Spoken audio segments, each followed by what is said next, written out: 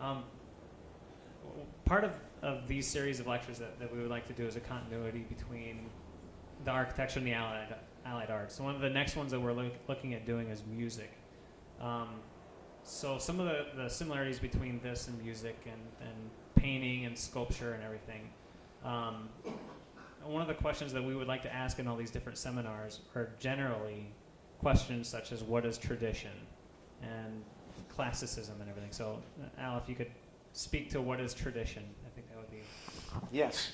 I will speak to this as frequently and strong as I can on a daily basis, wherever I can insert it in.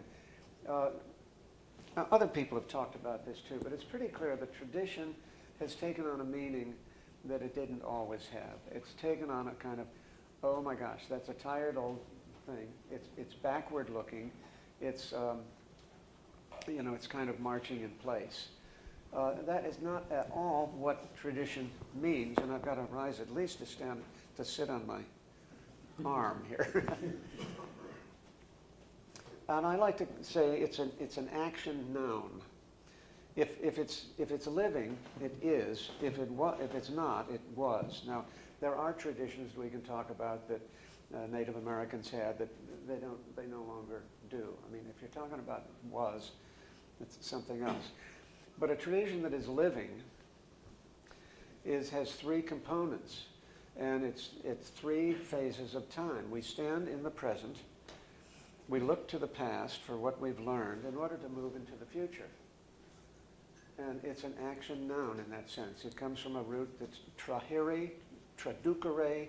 We're pulling a cart, down the road. There's a group in town called the Studio Incaminati. Very, very traditional. The Incaminati part means on the road. It means moving. Tradition, to be tradition, is progressive.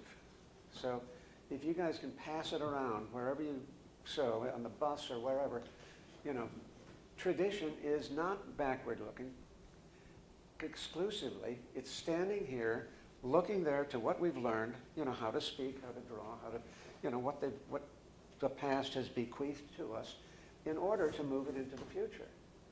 And if you think of it as that progressive, I mean, it's a funny thing to put those two words together, but that's what we've got to do to get out of this, that's traditional, that's tired and old.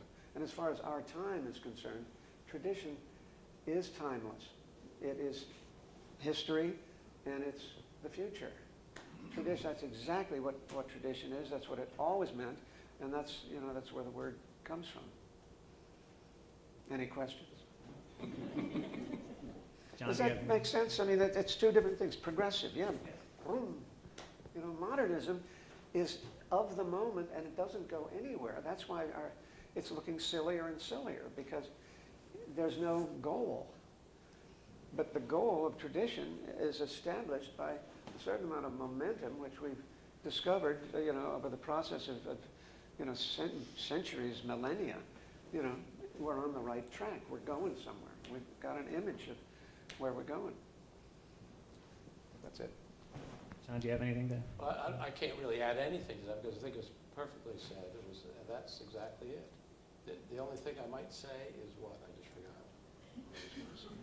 So I'm not going to say it. I know what I was going to say. That today we're obsessed with the idea of, and not this group, of course, because we're all right-thinking traditionalists, but we're obsessed with the idea of originality. And that's the curse of modernism. You have to be original. So the way, and Al and I know this from teaching, Richard is combating this, Angelo combats it in his office, Steve does.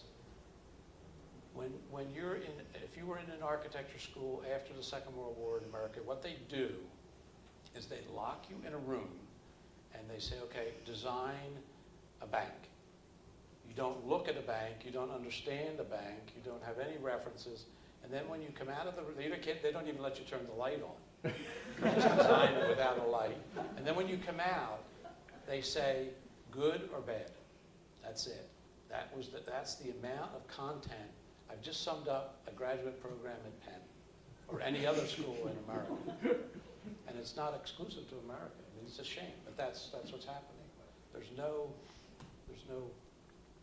content there. Yeah, when I was in school, we had, if on a 6-week project, we had 5 weeks to philosophize and fret and diddle around, and and a week to put it together. The Beaux-Arts system, you were in a room, but you were in a room after you had spent a lot of time studying prototypes of libraries or banks or whatever it was, and then you were put in the room and told to do the partie, to develop the scheme, and then you had 5 weeks, if it was to work it up and make it beautiful and massage it and make a presentation that would wow the critics and all that. Complete reversal of what I learned in architecture school.